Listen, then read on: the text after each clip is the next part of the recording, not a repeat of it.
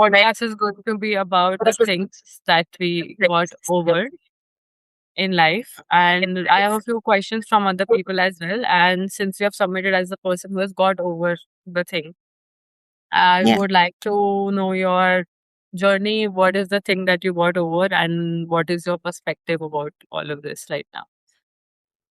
Um. Yeah. Go ahead. Yeah, I just So you started want me to go thinking. ahead? Yeah. Okay. Yes. Basically, things that I've gotten over is abandonment issues and closing relationships that have served their purpose in my life, and just knowing like um I always keep like a little note on my mirror that says you can't reach for the stars if you're still holding on to the grass. So it's learning to let go. And I had to learn to let go of people, places that no longer served me and that were not part of me growing as a person.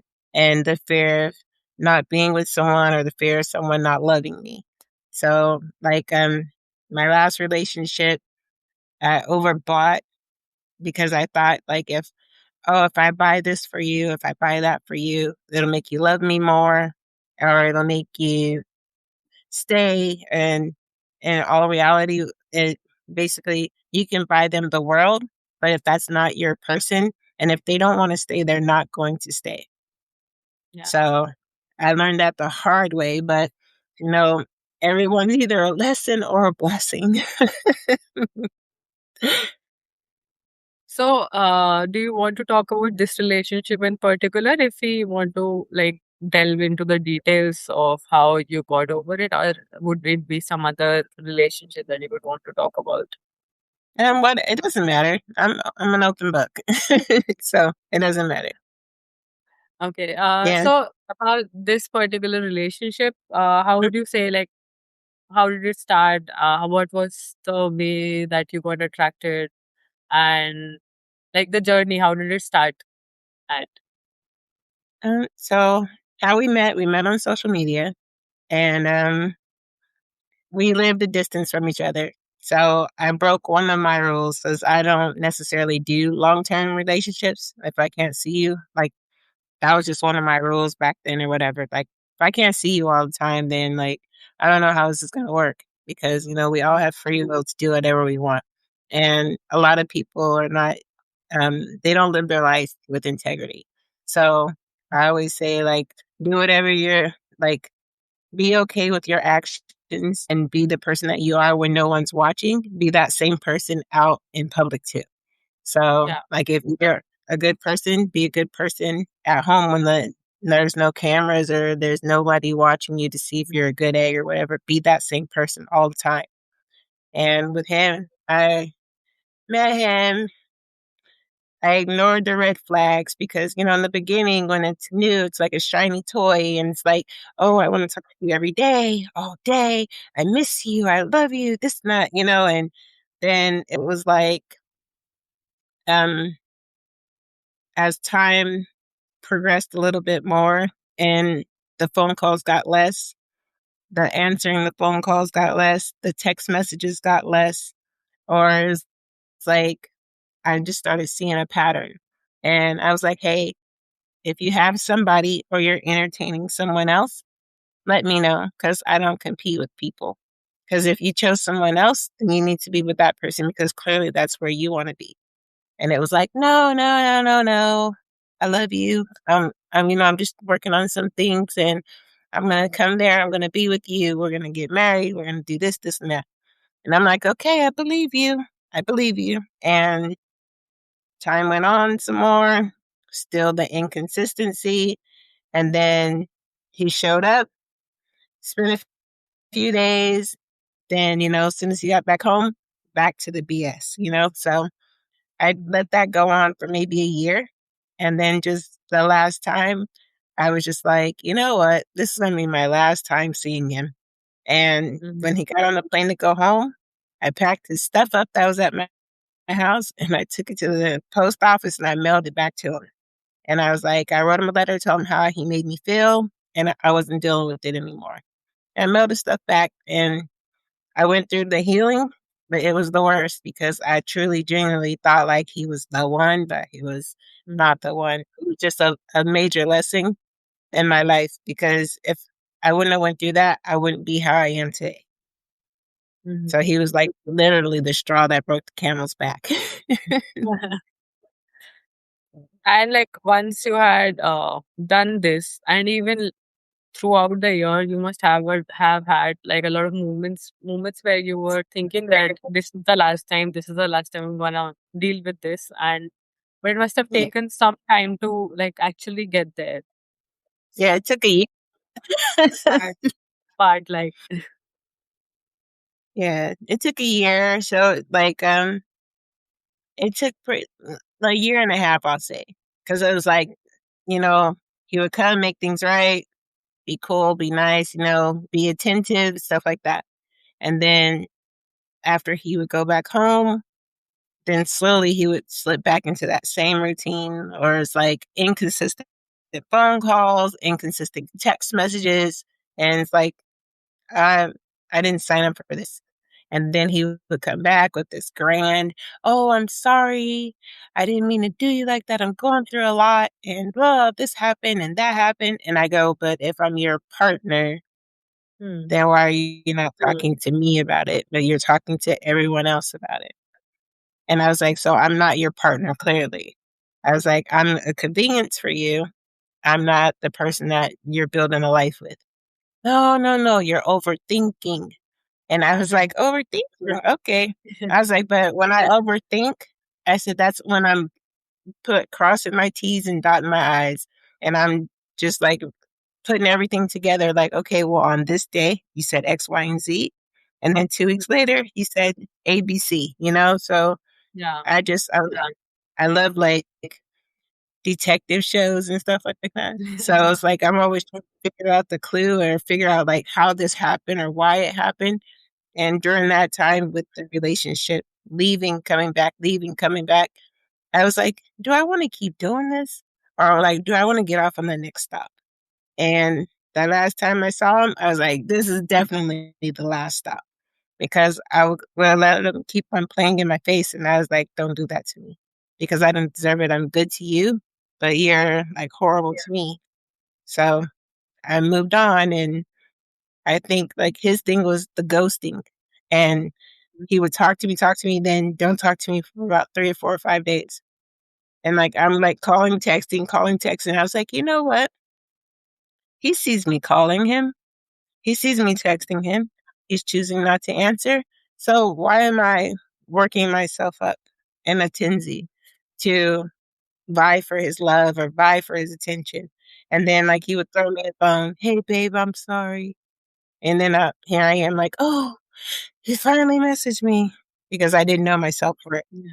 And so it's like, once I got to the point where I'm like, are you going to keep disrespecting yourself and putting yourself down for someone who could care less about you?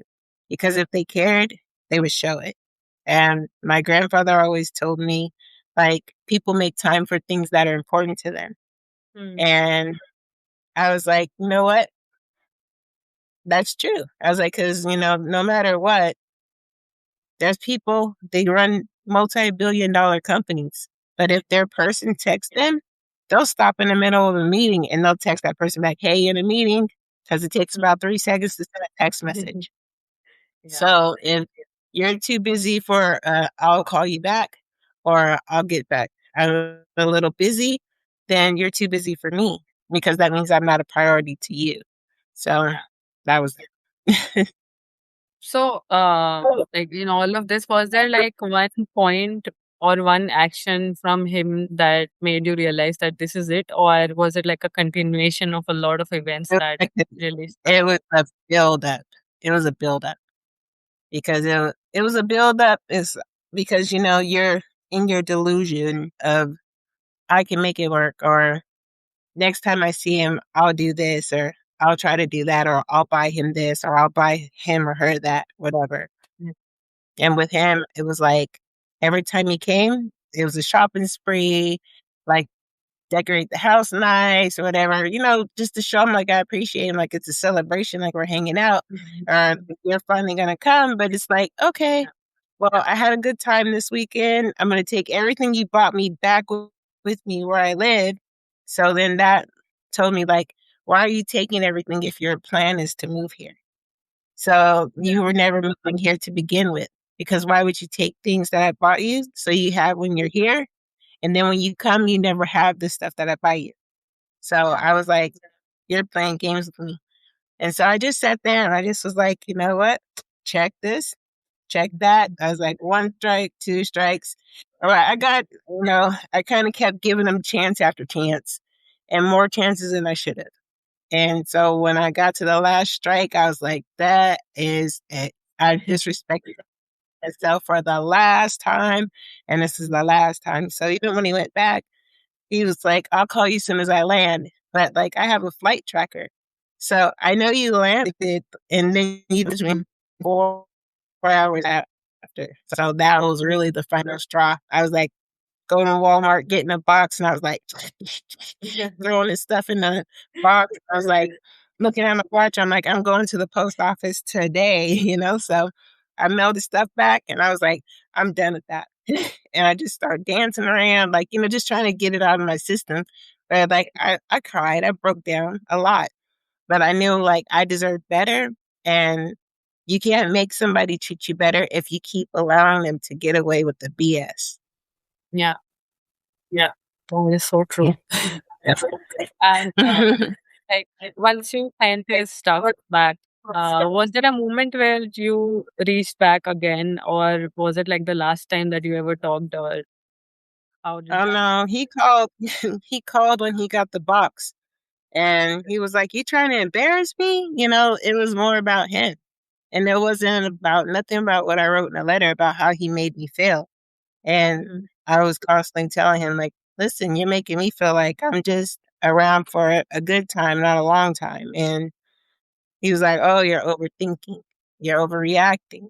And I was like, "No, I'm telling you what you're doing, and now you're trying to sit here and like be like, no, no, no, you really didn't see what you think you're seeing. And I just like there's no reasoning with a person who doesn't see things your way. And so he called. He wanted to argue about how I made him feel by sending him his things back and telling him I'm not dealing with it. Not like, "I'm sorry, I apologize, let's make it work." It was about how I made him look to his family and friends, and that's when I knew. I was like, "There's no saving this." And I was like, "Because you didn't even take accountability, and had you taken accountability or had you been truthful, maybe it could have been salvaged, but once you argued with me about why I mailed your clothes and stuff back to you and told you how I felt or whatever and how it made you feel and not about how I felt, I was like, I'm done with you, bro. You got some growing up to do." And I was like, "Hey," I was like, "I don't wish you any ill will.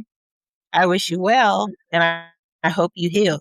I was like, "Because I can't keep hurting myself, and because you're hurting." I was like, "And you're bleeding on me, and I'm not the one that cut you, and I'm not the one that hurt you, but you're taking it out on me like I'm the one that did it to you." So I was like, I can't do that to myself anymore. Yeah. And like once you were done, like how long ago was this? A year. A year Yeah, back. yeah. And have you gone out with other people after that since then, or has it been like a, No, I took that time to heal. I've been taking that time to heal, process feelings, and just basically reestablish my boundaries as far as like it comes with people and relationships and what I'm willing to deal with and what I'm not willing to deal with.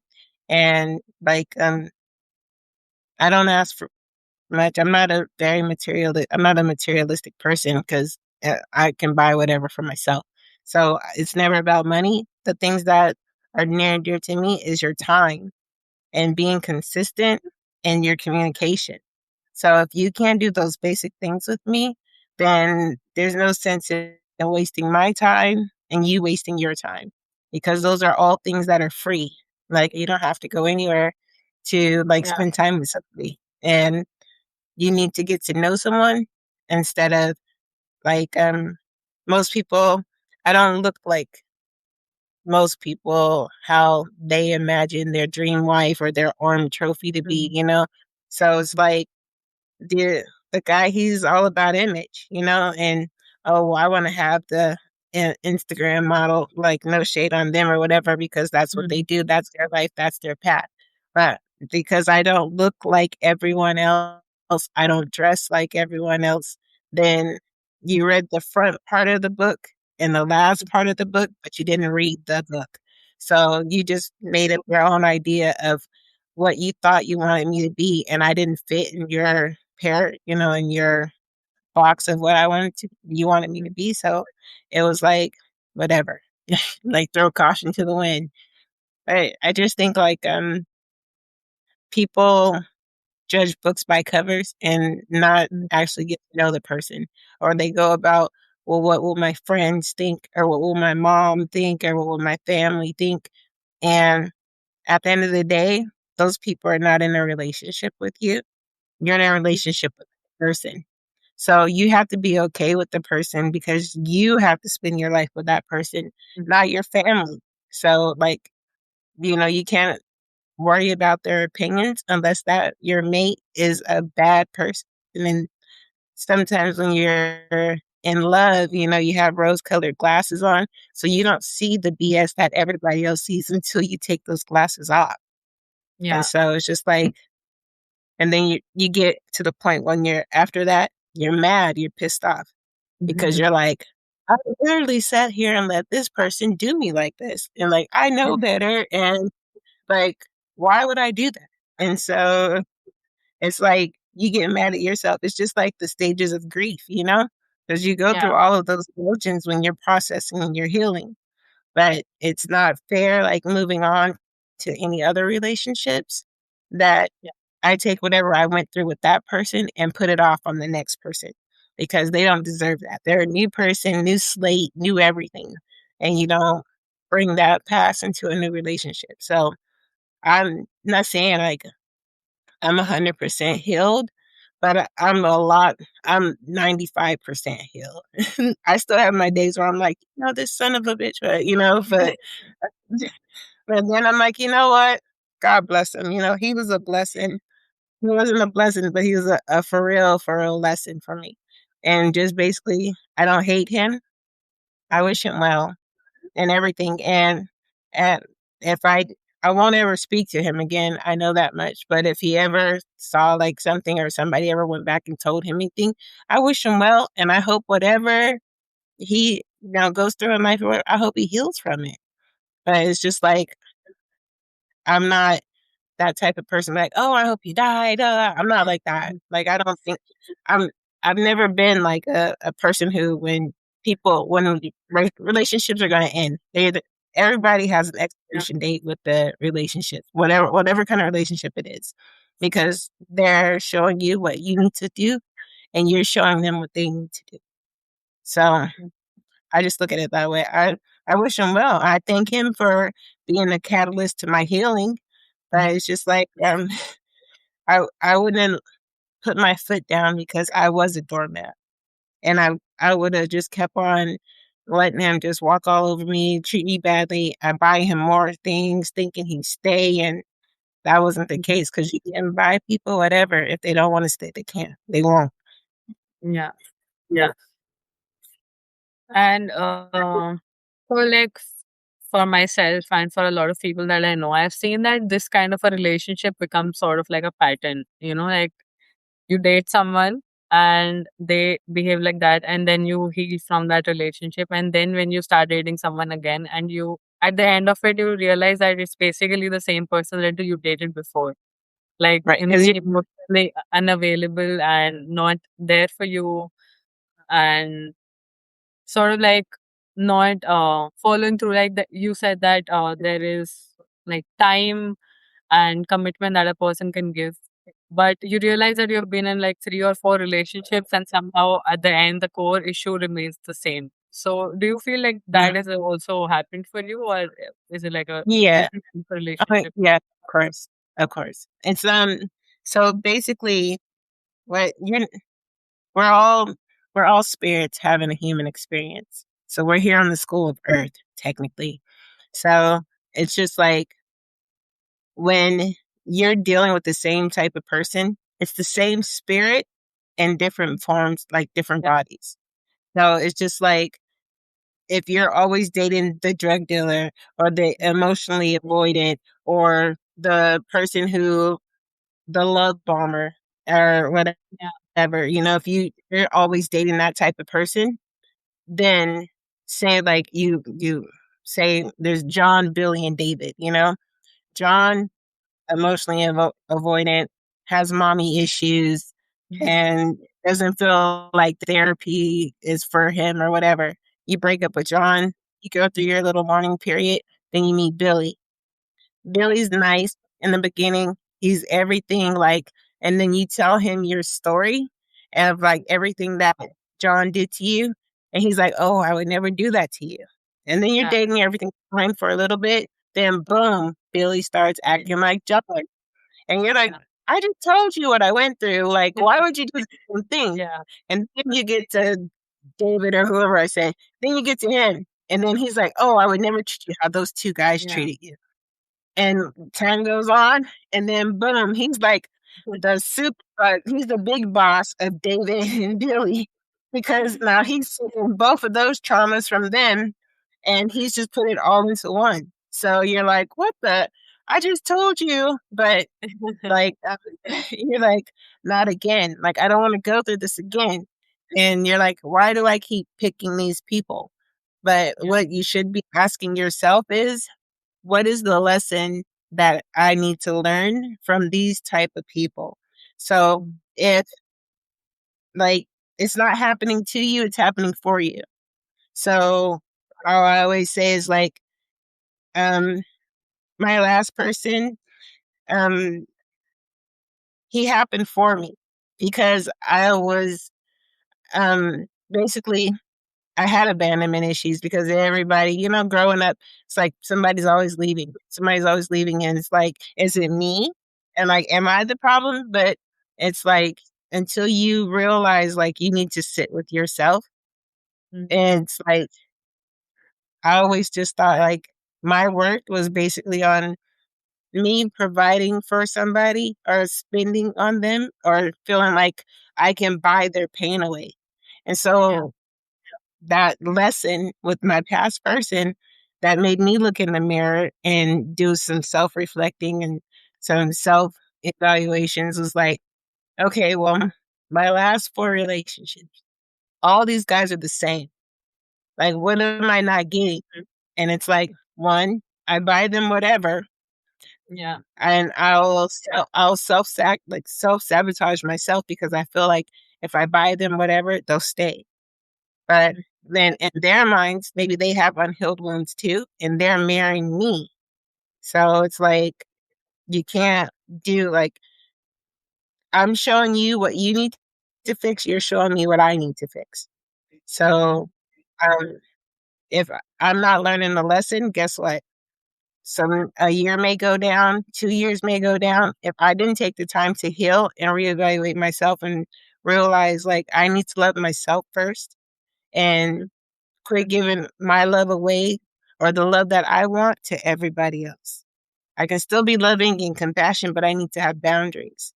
yeah, And so if I didn't do that and put my foot down and stand up for myself, guess what? The next guy I meet is going to be exactly like everybody else. But once I put boundaries and I stand on those boundaries, then, you know, you're not going to put yourself in that situation. Then you're going to welcome in healthy relationships, healthy like friendships, whatever kind of relationship it is. yeah, And that, so it's like you have to, if you're a person who always gives in and just lets people walk all over you, guess what? They're going to keep walking all over into you to say no more. And you have to say, like, it ends with me or enough is enough. And if you don't get to that point, you'll just keep on go in a constant loop of meeting the same type of person in a different body until Yeah. you learn that lesson.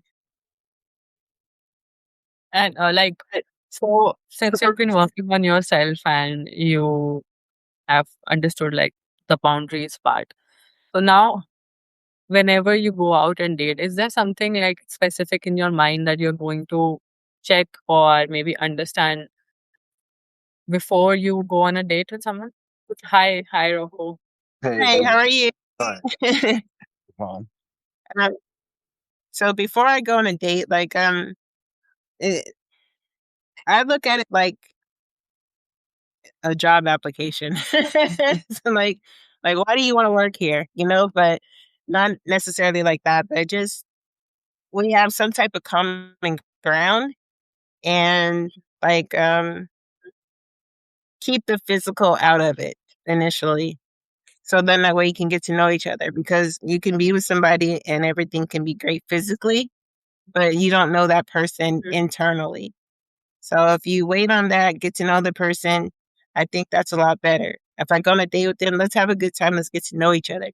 Like you don't have to tell me like, go in kindergarten, you know, Mary Beth or Sally Sue or Jeremy, whoever.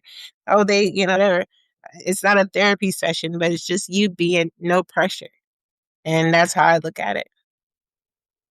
Yeah. So Rocco, hi. Sorry, we were in the middle of a Hi. conversation, No, you're and fine. Sorry I'm late. yeah, yeah, that is okay. No, So, we were talking about like, as you know, the topic of the conversation right now is how to move over or get over something. And for Calypso, it was a relationship. And with you, with the form that you had filled in, you had said that it was about drug addiction. Yes. Yeah. So we've been having this conversation about how Calypso got over her relationship and how she actually got into it. So I would like to ask you also a similar question, like how did your relationship with drug addiction start, and what was the duration like, and what was the point where you felt like you finally had to like get over it and move on, and like what made it break for you? All right. Well, it started when I was 16 with alcohol. Um, and I just loved it right from the beginning. Like and sometimes they say that you cross like a imaginary threshold, like when you become like an addict or an alcoholic. I'm pretty sure I crossed it the first night because I wanted to do it every day from that point on.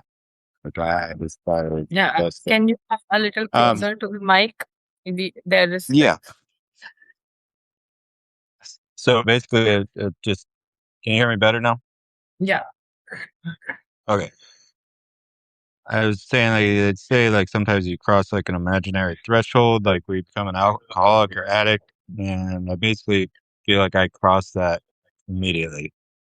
Um, but yeah, I quickly turned into like smoking weed, doing other drugs like cocaine, heroin, oxycontin, methamphetamine, and this went on for years. I did get sober when I was 22. I'm 37 right now, but I didn't stay sober. So at 22, I ended up staying sober for 4 years. I, built my life up. I had started a rehab, a detox for people here in Dana Point, California. Um, but I wasn't doing the things I needed to be doing spiritually. So eventually ended up relapsing and going, within 4 years, I pretty much lost everything. I was selling fentanyl, a lot of it. I ended up getting caught doing that and sentenced to 4 years in prison. Even after that, I still got out and kept doing the same thing for a little bit. But that was kind of the breaking point right there. And this is just a short story of it.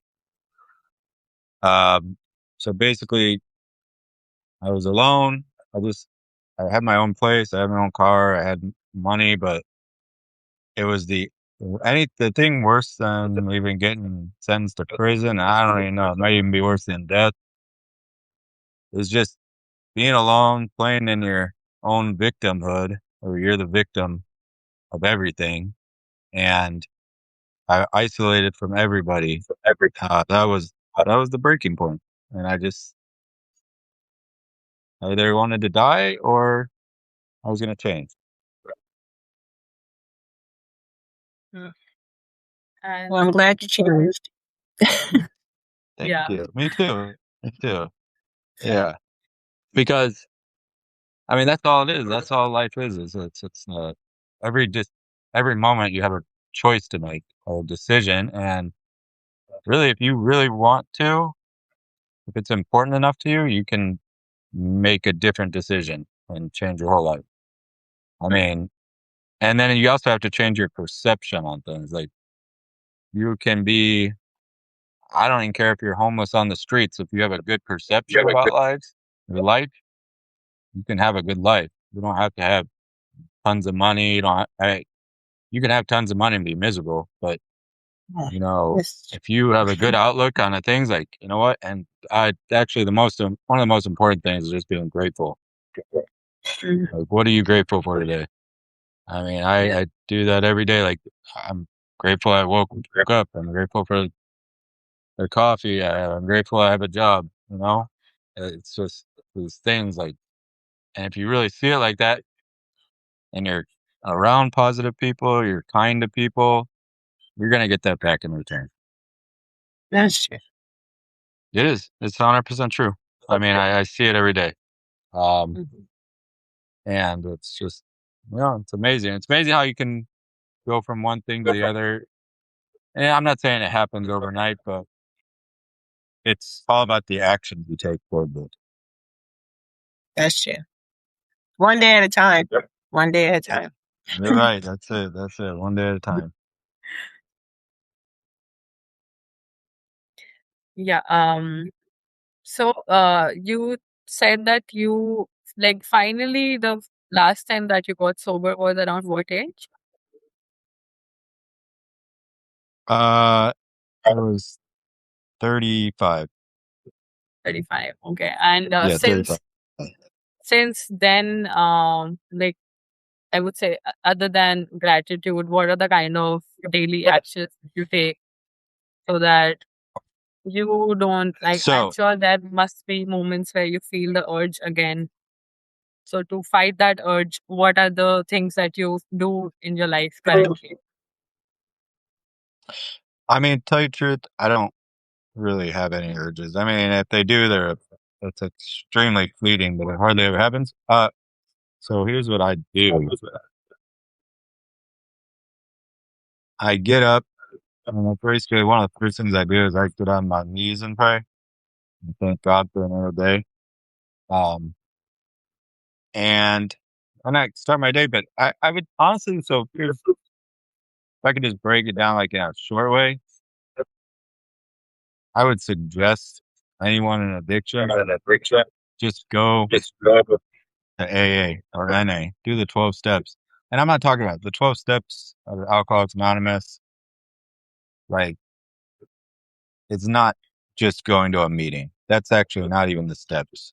It's actually the steps like one, you admitted to God and to or admitted that we're powerless over alcohol or drugs, whatever it is, because alcohol is a drug type. It's actually probably one of the worst drugs. Admit we're powerless over alcohol, that our lives have become unmanageable. The second one is came to believe that a power greater than ourselves could restore us to sanity. Three, we came uh, it became willing to turn our thoughts and our actions over to the care of God as we understood Him. Four, made a certain and fearless moral inventory of ourselves. Um, five is admitted that searching for this moral inventory. Six, became willing to have God remove all our shortcomings. Seven is uh, No. yeah, it goes on. Then you have to make a amends list. You have to make amends to people that you hurt in the past. Um, and then you continue to take personal inventory, you pray and meditate. And basically, then in the end, you help the person that's still struggling. And that just kind of becomes your life, but it's not like it becomes like something you want to do. So it's basically, it's not even like anybody in the world, I don't care if you're an alcoholic or addict, could do those steps and basically you're just choosing a better life.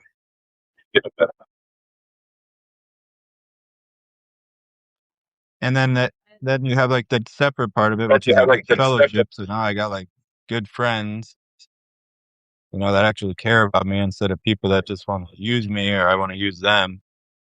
Um, and when you're doing all that drug stuff, and that's all it is, it's a very selfish person. You have to learn how to become selfless.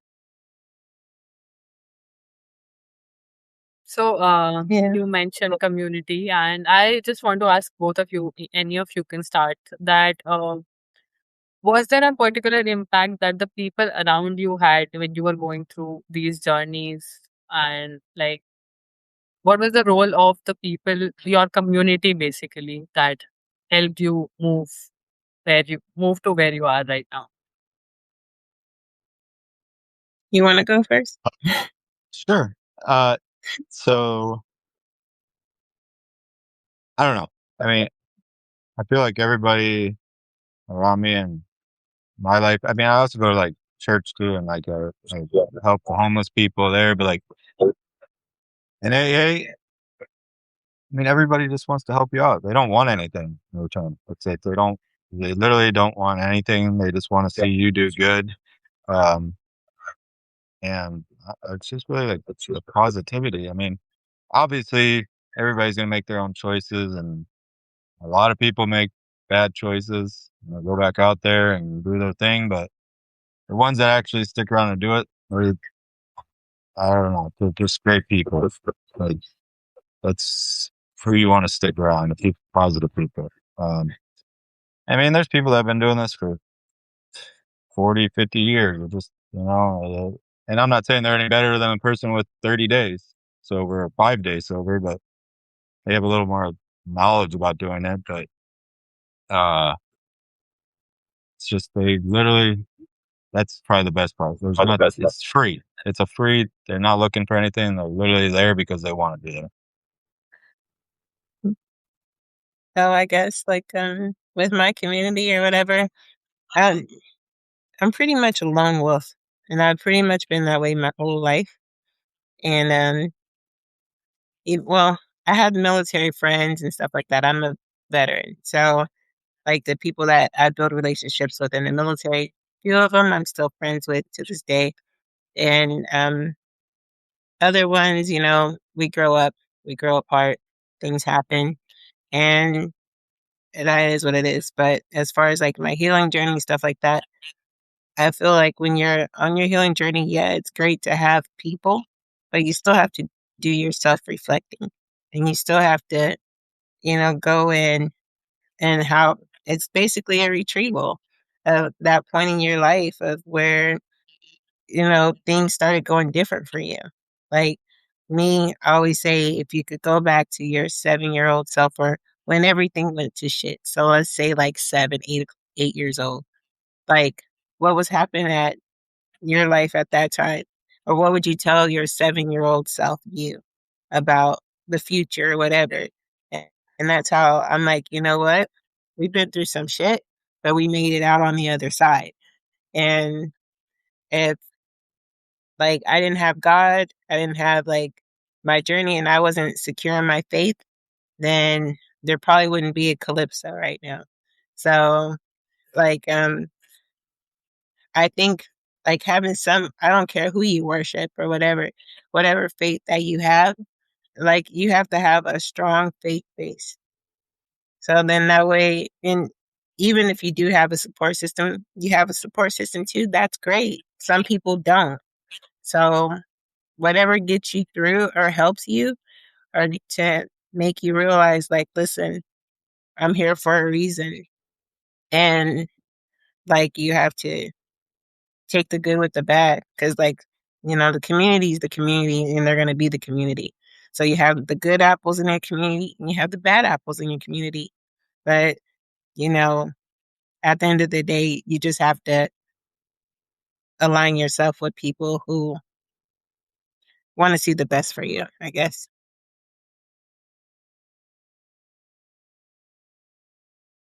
That's Uh, it.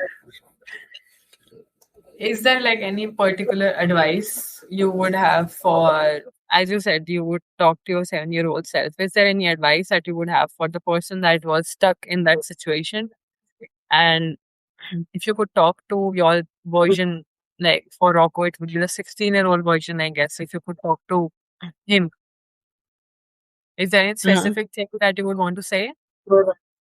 Well, I sure there's things I would want to say, and it's kind of cool because actually I do get to say them to people that are like 20 years old and they're struggling or they're just starting this journey. I can tell them. I mean, it's just not worth it. It's just a dead end street. Literally, I've never seen one person come out of it uh, and make it work. There's no make it work. They either go to prison, they're institutionalized, they go to psych wards, or they die. That's it. So those are like four choices. Uh, so I would look at myself and say, which one do you want? Do you want one of those four, or do you want a great life? I mean, there's even like a part in like the big book of Alcoholics Anonymous and says, and this is kind of crazy because it really resonated with me because, and I'm sure it does with any person like me. It says, to live on a spiritual basis or to be doomed to an alcoholic death are not always easy alternatives to face for us. And that's true. Like basically the quote is saying, would I rather live a good life or would I rather die a miserable life? And but for like the alcoholic, it's kind of a tough choice because you're like, well, I really don't know what the spiritual thing is. And I just know that what I'm doing seems to kind of work sometimes. And that's all I really know. But when you put it in terms like that, it's like, basically, it's just, are you choosing life or death? I mean, it seems like a simple choice, but it's very difficult for a lot of people. But yeah, I would just tell them stuff like that. It's just, there's no hope in it. And I would also tell them, you can feel better than any drugs ever made you feel just by being sober and doing the right thing. Like you can feel better and it'll last longer and you don't even have to come down off of it. Just living life. I would try and explain that to him. I don't know if my 16-year-old self would get it, but that's what I would tell him. Man. Being honest, I remember being 16 and like I was like, I Like, tried don't tell this me at what to 19. I remember I thought it do. was crazy. I thought it was Yeah, crazy. I was like, you guys are nuts. yeah. You don't want Well, me to you're 16. do anything We for the don't, rest of my life? And they were right? like, yeah, like you can't. And I was like, that you guys are nuts. But I see it now, so I don't know. That's what I would tell them. Yeah. So, I guess my advice as far as like relationships go, I guess I'm the relationship part. um, my advice is when people show you who they are the first time, believe them. It's like sometimes like we want to see the good in everybody, and everybody has good within them, but I'm moving forward in my relationships. Like I'm gonna be more cautious, and when that red flag comes up, I'm not gonna try to paint it white. I'm just gonna be like, I'm gonna either address it or I'm gonna walk away from it, because I'm not gonna go back to things that I prayed myself and work through to start all over. Because it's just like at the end of the day, you have to think about like, is it worth me losing all the progress that I made? on working on myself and healing myself. And it's like, if it's, I always say the 5 by 5 rule. If it's not going to matter in 5 minutes, 5 weeks, 5 months, 5 years, then I'm not going to spend 5 minutes worrying about it. So I just live it at that. And I try not to go, well, I don't like to go to bed angry with people. And I don't like to um, beat a dead horse, about things. So it's just like, if we're in a relationship, if it can't be solved with like a slice of cake or some pie and some coffee, then, there needs to be some reevaluation. But um, just not rushing, just take your time. It's a marathon, not a race. And like with the story of the tortoise and the hare, the tortoise wins because he takes his time and he learns the lessons along the way. So just because somebody does it first doesn't mean it's necessarily right. But it doesn't necessarily mean it's wrong. Everybody has their own pace. So Yeah. I was just take your time. So, like in the other form where people are still in a situation where they want to move on from. I had received a few questions, so is it okay that I ask them now? Yeah, that's Yeah. fine. Yeah. So one of them has asked if this ever subsides and will they ever be free of it? And I guess both of you were great examples of the fact that it is something that you can get over and be free of. Yeah. Yeah. Pain is Yeah. temporary. 100%. Yeah. And it And could one, yeah, pain is temporary. but It's gonna hurt like hell in the beginning. But as time goes on, like, give yourself like daily affirmations, or you take like a quote for somebody that you admire or whatever. Like, I love Dr. Seuss. So it's like those that matter don't matter and those that matter don't mind. So um I look at that too. And I always know at the end of the day I have to be true within myself and I have to be comfortable in the decisions that I make. So when you're sad, yeah, you're sad and you're mourning the ending of something that you thought was forever. But you have to think about, what will it cost you later if you continue to hold on to something that you know is no good for you and you keep holding on to it when you want to be you're you won't some people are either bitter or they get better. So it hurts, but that's part of growing. Like, for you to grow, you have to be comfortable with being uncomfortable. So it's gonna suck for a little bit, but it does get better. yeah, I mean, I was gonna say 100% can get over it. I mean, you just have to change the things you're doing. You really have to kind of change everything.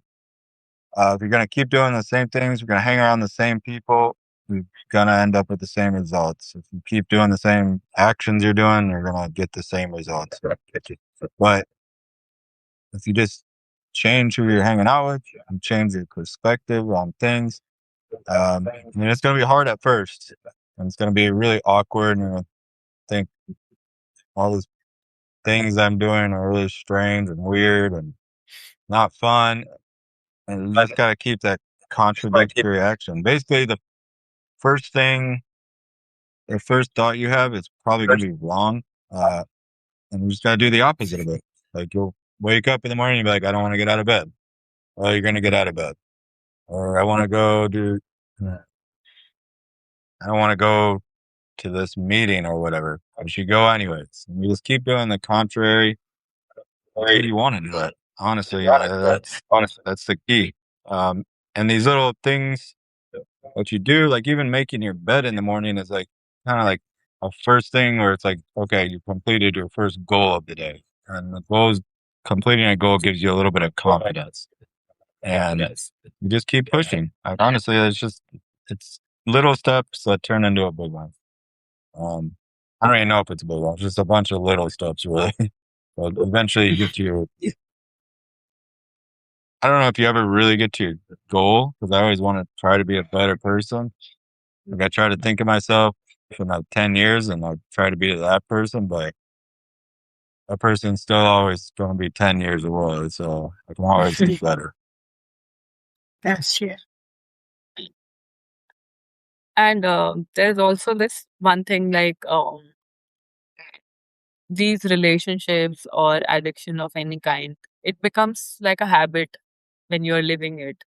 And we all of us have a very difficult time, I think, breaking habits that we are very used to, we are comfortable with. So as you said, that there's a conscious effort for with like low maintenance goals at first and then moving on to creating a compounding effect or something. So is there any particular advice that you would have to sort of like a break a habit and to start building a new one from there on? And they say it takes 21 days to break a habit. And I'm a firm believer in that because the first you have to make that conscious effort and be like, just like he said, make your bed every day. That's one thing. But if you make your bed every single day for 21 days and moving forward, when you get out of bed, what are you going to do? Your mind's going to like make the bed. Yeah. And then it's like, what do I do? Just like I told you, every morning I get up, I do my meditation, I do my prayer, I do my post. I started that on my healing journey. So I've been consistently doing that for 195 days. So every morning I post on Substack, but and I post on an app called Sincerely. So um, every single day, without fail, rain, snow, sleet, or shine, I post every single day because I know, like, if my words can be helpful to one person, then that's good, or whatever. But I don't care about the accolades. I just post because it just is something that makes me feel good on the inside. Mm. Because, like, there's maybe somebody out there who doesn't have anybody, or somebody who a lot of us are built on, like, what other people think. And they don't have that person that they can be unapologetically raw with. So that's why I just post and I just let the Lord's work do whatever it's gonna do. I just let it fly. But 21 days, if you do something, or if you have a hard time with something, make like short little like milestones. Like, okay, every day for 4 days, I'm gonna do this at this time, or I'm gonna do this. I'm gonna make sure I get done with that. And when they say, okay, so the 4 days come, okay, I think I can do 2 more days. And then the next 2 more days, okay, I think I can add another 2 days. And it's just all about consistency and repetition. Uh, I completely agree with you 100%. Whatever you said, I pretty much said exactly the morning. I don't. I've actually posted my little writing today, but I do a writing every morning, and I usually send it to a couple people. I also make a gratitude list, and I send it to a few people. But I'm in 100% agreement with her. That's exactly what you need to do. There was also this one question from someone that said, like they want to talk to the person who left them and ask him, why did you have to do that to me? What did I do to deserve that? So, in a way that they're asking for closure from the other person. So, do you think that the other person can actually give closure to them, or is it something that is an internal work that they have to do? So um, when you're looking for closure for someone or whatever, sometimes there sometimes there's closure, sometimes there's not. But in that point, what you can do is forgive them for yourself. Because you can't force someone to see what you see.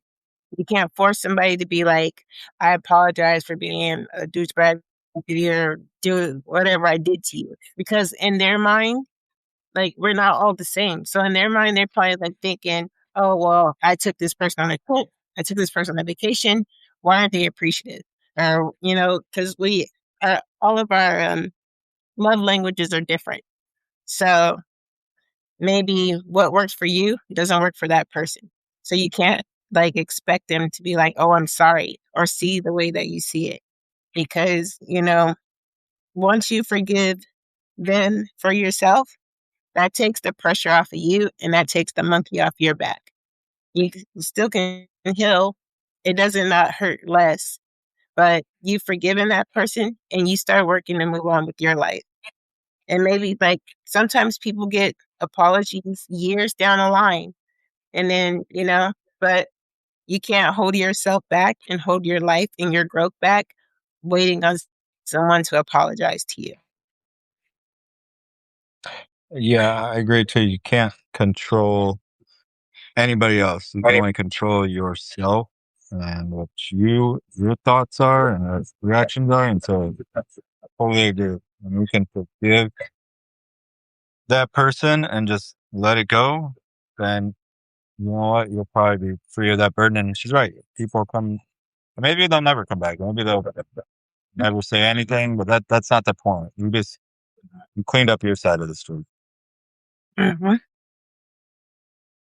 And okay, so there is this last thing that I want to ask. Like, so whenever people are breaking their habits, some of them choose to do it cold turkey, like nothing from today onwards, and I'm moving on from this habit, and I'm just done with this. And other people do it like slowly in the form of like I did this thing 4 times a day. I texted that person 4 times a day. I drank 4 glasses of alcohol, and then I'm going to move from 4 to 3, and then lesser and lesser than that. So, is there any particular approach that you think works better for people, or is it just like subjective to the person who is working at it?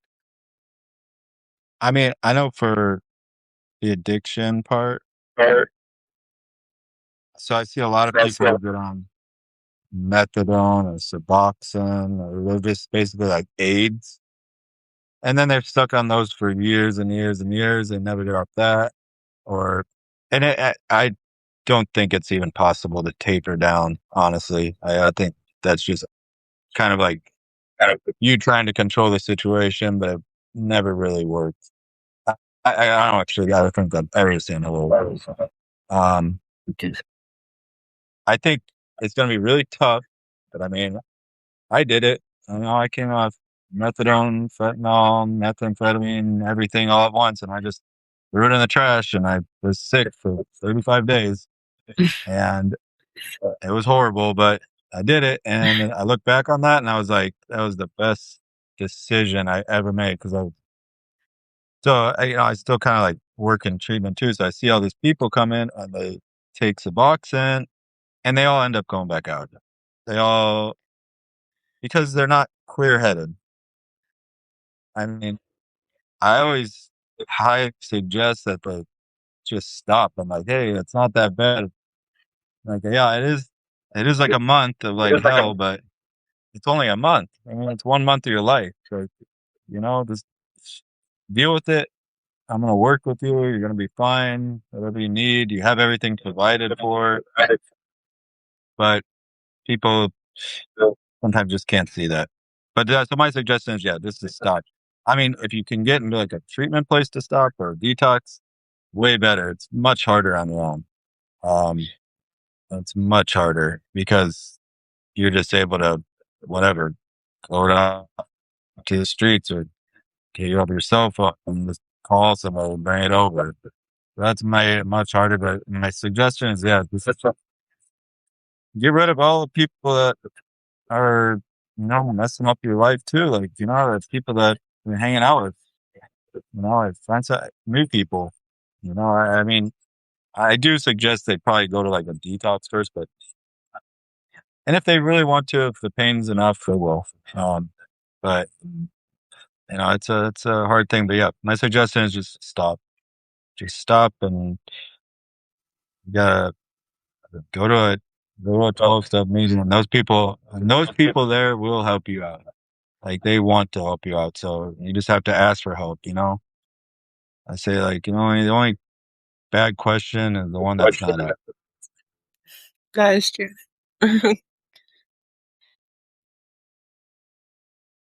So for you also, Calypso, you that like complete removal from Mm, bad habit is better. Yeah, because if you're gonna hang really? around people that are using, or if you're gonna use a little bit, you're not gonna do that. Like a heroin addict, or I don't care what drug you're using, alcoholic, when you're physically addicted to it, as soon as you start to feel bad, you're gonna be like, oh, well, I know how to feel better. Or just taper down. It's just impossible because your mind's not gonna let you do it. You almost have to be removed from your situation. Like to me, Yeah. it was going to prison. I was Mhm. removed from the situation. Yep. And I you can't mean, heal from places where you're hurting. yeah. Yeah. So, and then it's always in your head too. Like even when you're like, it's a constant stress. And it's, okay, I got this much left. I have to make it last till Thursday. So I'm going to use a little less every day. But Wednesday comes and you're out. So you're just going to go get more. You're going to figure out a way to get more. I don't care if it's somebody making money or if you have to go steal it. You're going to figure it out and you're going to get it. And if you put half as much energy into figuring out how to get high as getting in to get sober, I mean, you're going to be successful. You don't have to put half the energy in. You can put tenth, 1/10 of the energy in. I swear, I put in so much energy into getting high, and I put a lot of energy in my recovery now. But just getting started, like you don't need just put a tenth in, and you'll be good. I mean, it's just I actually somebody kind of told me the other day because he was like, if it was important to somebody, like people are always like, oh, I don't have time for that. I'm sorry I didn't call you, or I missed that. I missed that. He was like, if I told you to call me every day at 4:30 for 2 weeks and I'd give you $1 million, he's like, you would be on the freaking phone every week or every day at 4:30. At 4:29, you'd be telling everybody around you, hey, be quiet, be quiet. I got to make this phone call. You know, you would make it happen because it would be important to you.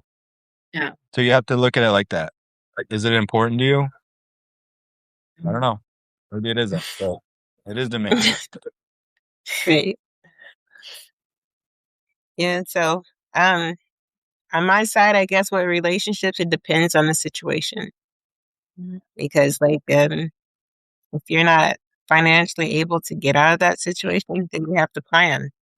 Yeah. Like, if if there's kids involved, that's a little more trickier too, because you have to figure out like, okay, how are they going to go to school? If there's lots of variables. So it's with relationships, it's not just a one answer fits all. It depends on the situation. Like me, my kids are adults and I don't have any, the only small kid I have here is my 3-year-old dog. So, but that's about it. So, and he runs my life. So he's the man of the house. But as far as like relationships go, it's just, you have to be, um, that's like, oh, I'll put it like this. That's just like, you being in a domestic situation, you know, and your friends know, everybody knows, and one of your friends is like, you should just leave him. You should just leave him. Just get your shit and let's go. But your friend doesn't know like everything. They know a part of the story. And you have to make a conscious decision like, okay, I gotta do this, you have to make a plan. So it's like, or people ask you, why don't you get tired of this? Don't you get tired of that? No one can make you be tired of the situation but you. And then when you're ready to change, you'll change. So that's why some people stay in relationships, stay in marriages, stay in addictions or whatever, because they're not ready to change. But when the day, like, he said when he was ready to change, he threw everything away and went cold turkey. And that was when he had his, how they said, you come to Jesus meeting or you meet at the crossroad. and you're like, you know what? I don't want to do that anymore. I don't want to be like this anymore. I don't want to suffer like that. I don't want to go through this relationship anymore. I don't want to be embarrassed anymore. I don't want to be, taken for granted anymore. Whatever your I don't want to be, whatever that is for you, you have to get to that point. So I was like, when you're sick and tired of being sick and tired, then you're going to do something about it. So, and that's, you can't just really say is like, do this, do that. It's when you make the decision that enough is enough for you.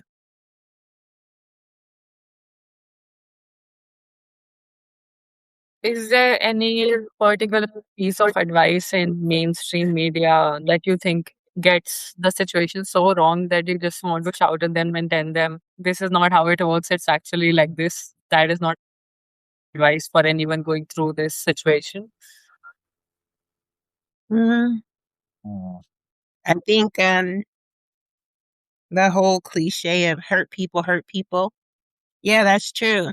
But also hurt people heal others because, they've been through it and you don't have to be a product of what hurt you.